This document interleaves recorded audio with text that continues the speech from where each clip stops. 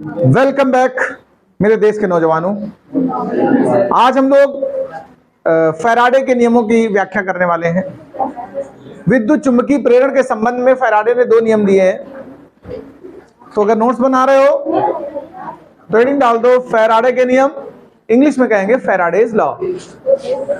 इसमें पहली लाइन तो ये कहूंगा मैं कि विद्युत चुंबकीय प्रेरण के संबंध में फैराडे के कुल 2 नियम हैं। तो फर्स्ट लाइन लिखिएगा, विद्युत चुंबकीय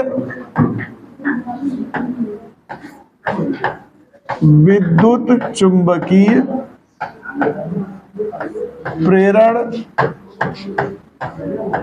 के लिए फैराडे ने दो नियम दिए हैं। 2 नियम दिए हैं। अब हम इनको विस्तार से बताने वाले हैं। पहला नंबर डालो फर्स्ट, आप इसे फैराडे का प्रथम नियम कह सकते हैं। क्या कह सकते हैं? हेडिंग डाल दें फैराडे का प्रथम नियम। एक्चुअल में यही नियम एक और वैज्ञानिक हैं, उन्होंने भी दिया है, तो ब्रैकेट में लिख देना, उनके नाम से भी पहचानते हैं इसको, न्यूमैन। क्या कहते हैं उनको? न्यूमैन। न्यूमैन का नियम भी यही है। जो फैराडे का प्रथम नियम है उसी को हम क्या बोलते हैं? न्यूमैन का नियम। अगर परीक्षा में मान लो आ जाए कि न्यूमैन का नियम लिखो तो आपको कौन सा लिखना है? फैराडे का फर्स्ट लॉ। अब प्रथम नियम है क्या? फैराडे ने कहा था कि अगर किसी सर्किट से गुजरने वाले फ्लक्स में परिवर्तन किया जाए, चुंबकीय फ्लक्स में परिवर्तन किया जाए, तो उस कुंडली में या उस परिपथ में एक विद्युत वाहक बल उत्पन्न हो जाता। बताया था मैंने, प्रेरित विद्युत वाहक बल कहते हैं उसको।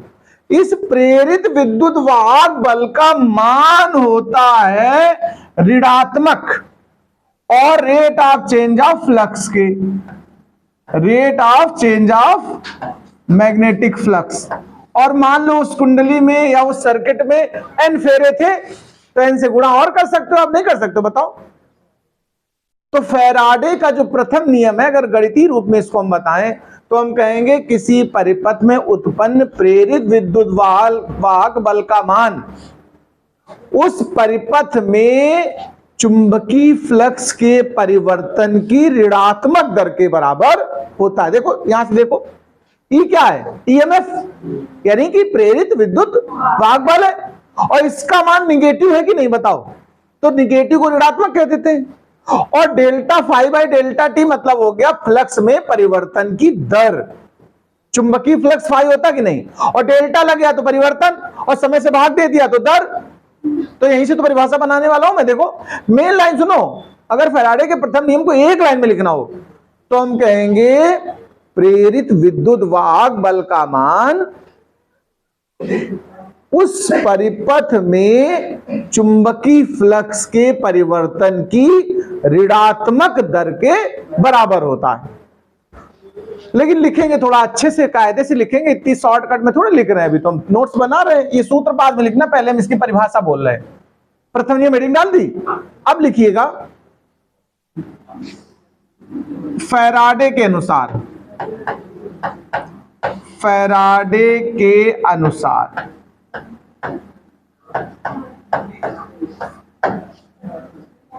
किसी परिपथ में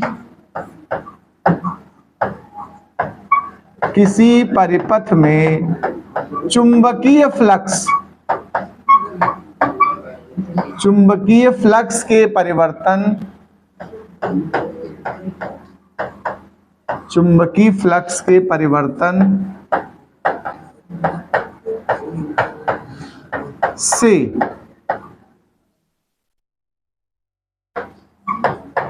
उसमें प्रेरित विद्युत वाहक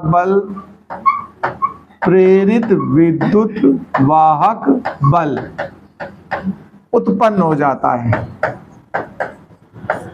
उत्पन्न हो जाता है। अब लाइन बदल के लिखना, प्रेरित विद्युत वाहक बल का मान, प्रेरित विद्युत वाहक बल का मान चुंबकीय फ्लक्स के परिवर्तन की, चुंबकीय फ्लक्स के परिवर्तन की ऋणात्मक दर के बराबर होता है। अर्थात देखो, इसको हम लोग व्यंजक कैसे बनाएंगे, E बराबर माइनस, और मान लो फेरों की संख्या n हमने इस्तेमाल कर दी है, डेल्टा फाई बी बटे डेल्टा टी।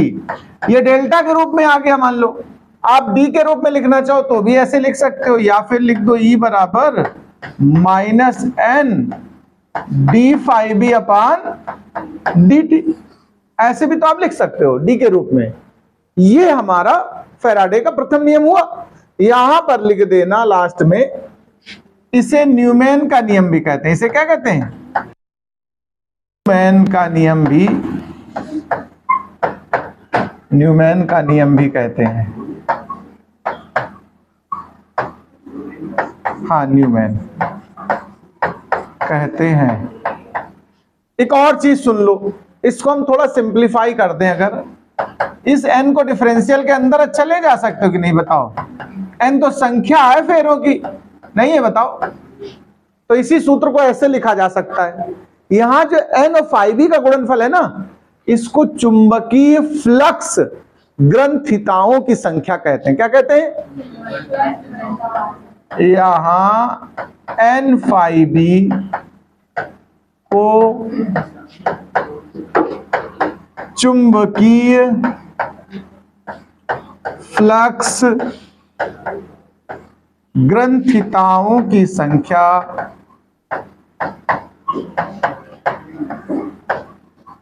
कहते हैं। संख्या ये ठीक है, संख्या कहते हैं।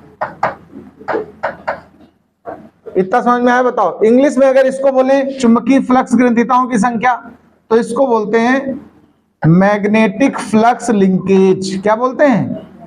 Magnetic flux linkage. ये इंग्लिश में चुंबकीय फ्लक्स ग्रंथिताओं की संख्या को इंग्लिश में क्या कहते हैं? Magnetic flux linkage. इसका मात्रक भी होता, देखो अगर इसका कभी मात्रक पूछा जाए, किसका? चुंबकीय फ्लक्स ग्रंथिताओं का, एन फाई बी का मात्रक ध्यान रखना, एन माने फेरों की संख्या है। फेरों को हम लोग इंग्लिश में टर्न कहते हैं। क्या कहते हैं? यहीं से बना इसका मात्रक, एन का मात्रक हो जाता है टर्न। क्या हो जाता है? और फाई बी माने फ्लक्स, इसका मात्रक क्या होता है? वेबर। तो टर्न इनटू वेबर ये पूछा जाता है परीक्षा में। एन फाई बी का मात्रक या चुंबकीय फ्लक्स ग्रंथिताओं का मात्रक अगर पूछा जाए तो आप मात्रक क्या लिखेंगे? टर्न इनटू मीटर और टर्न इनटू वेबर। नोट कर लीजिए इसको। तो अब हम बात करते हैं फैराडे के दूसरे नियम पे। दूसरे नियम को ही लेंज का नियम कहा जाता है। किसका? लेंज का नियम है क्या, थोड़ा समझना। अभी देखो जो सूत्र पहले नियम में पढ़ाया था मैंने, उसमें एक चिन्ह माइनस आया था, याद है? माइनस शब्द हमेशा कहीं अगर आता है तो उसका मतलब होता विपरीत से। विपरीत दर्शाने के लिए निगेटिव यूज करते हो अक्सर कि नहीं बताओ? यहां भी ऋण आया, निगेटिव आया है। फैराडे ने कहा कि जो विद्युत वाहक बल पैदा होगा, प्रेरित धारा उत्पन्न होगी, सदैव इनकी दिशा ऐसी होगी कि ये उस कारण का विरोध करेंगे जिसके कारण जन्म ले रहे हैं। कल बताया था मैंने कि बेटा बाप का विरोध करता है। बात समझते हो? हाँ, पाकिस्तान बेटा ये विरोध करता है हमारा हमेशा। तो कहने का मतलब सीधा है, जिस कारण से ये विद्युत वाहक बल पैदा हो रहा है उसका विरोध करेगा। कारण क्या बताए थे सुनिए। एक चुंबक अगर कॉइल के पास आएगी तो पास आने का विरोध होना चाहिए। दूर जा रहा होगा चुंबक तो दूर जाने का विरोध होगा। कल प्रैक्टिकल में बताया थी बात। अगर धारा का मान बढ़ रहा है, सुनिए, तो जो प्रेरित धारा होगी ना, वो ये कोशिश करेगी ना बढ़े धारा, तो उल्टा बहेगी, तभी तो घटा पाएगी। और अगर धारा घटने के कारण पैदा हुआ है प्रेरित विद्युत वाहक बल या प्रेरित धारा, तो हमेशा कोशिश करेगी कि ये धारा ना घटे। यानी जो चेंज हो रहा है उसको न्यूट्रलाइज करने का प्रयत्न किया जाता है। जिस कारण से पैदा होता है उसी कारण का वो विरोध करने लगता है। तो कुछ इस तरीके से लिखिए, यहां पर इसका नियम परिभाषा बता रहा हूं, लिखिए। विद्युत चुंबकीय प्रेरण में, विद्युत चुंबकीय प्रेरण में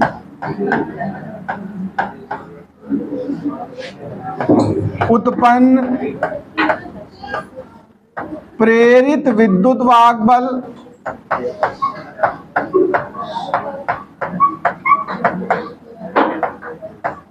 तथा प्रेरित धारा सदैव उस कारण का विरोध करते हैं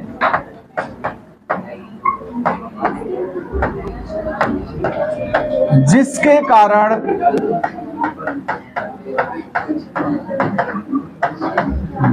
कारण उत्पन्न होते हैं।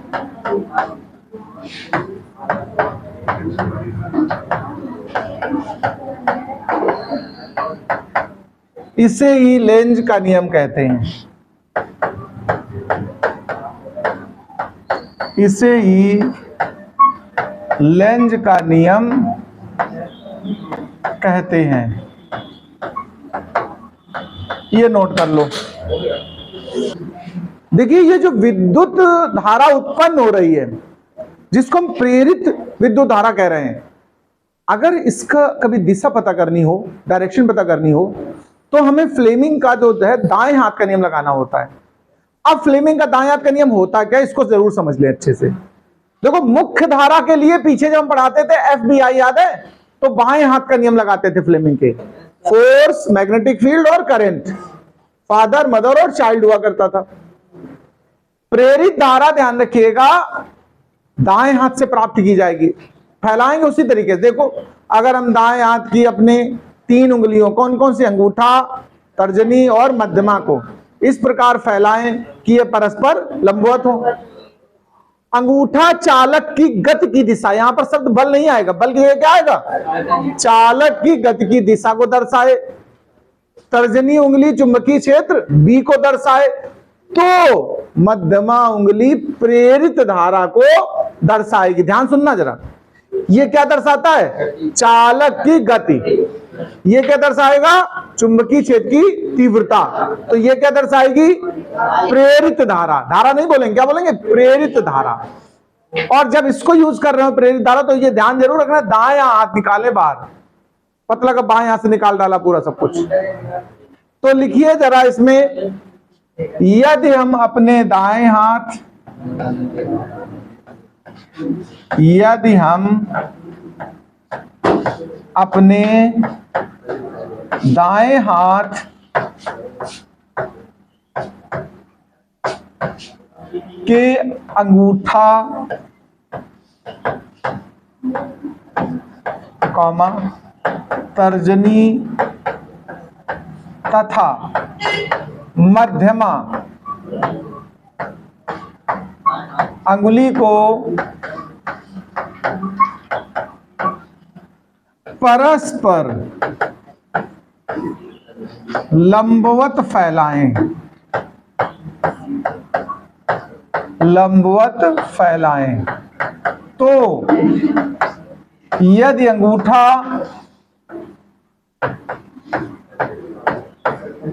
चालक की गति की दिशा में,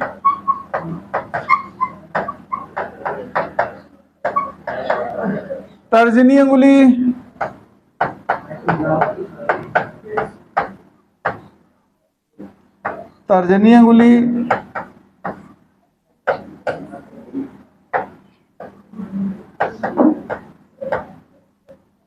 चुंबकीय क्षेत्र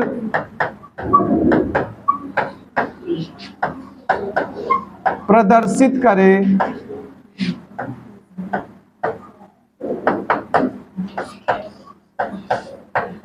तो मध्यमा अंगुली, बीच वाली यानी, तो मध्यमा अंगुली प्रेरित धारा की दिशा में होगी।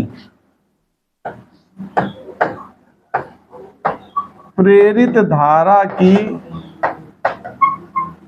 दिशा में होगी। नोट करिए। देखिए प्रेरित धारा का मान और समझ लें। अगर कभी प्रश्न आ जाए, न्यूमेरिकल आ जाए, प्रेरित धारा निकालनी हो, तो प्रेरित धारा निकालने के लिए हम सूत्र पहले लिखते हैं प्रेरित विद्युत वाहक बल का। किसका लिखते हैं? प्रेरित विद्युत वाहक बल। अभी निकाला मैंने फैराडे के प्रथम नियम में, देखो minus N delta phi upon delta T. निकाला था कि नहीं निकाला था? माइनस चिन्ह अच्छा क्या बता रहा है? विपरीत दिशा। माइनस क्या बता रहा है? विपरीत दिशा। बाद बाकी माइनस का कोई मतलब नहीं, हमने छोड़ दिया माइनस, हटाओ। तो सूत्र के हिसाब से अगर देखा जाए तो ये बन के तैयार हुआ कि नहीं हुआ? बताओ। अच्छा V बराबर आई आर होता है कि नहीं होता? तो ये ई मतलब V ही है, वोल्टेज ही है, विद्युत वाहक बल है, प्रेरित बस। तो ये आई आर हो गया कि नहीं बताओ, ओम के नियम से। आर को तो पक्षांतर कर दो तो आई का मान क्या हुआ?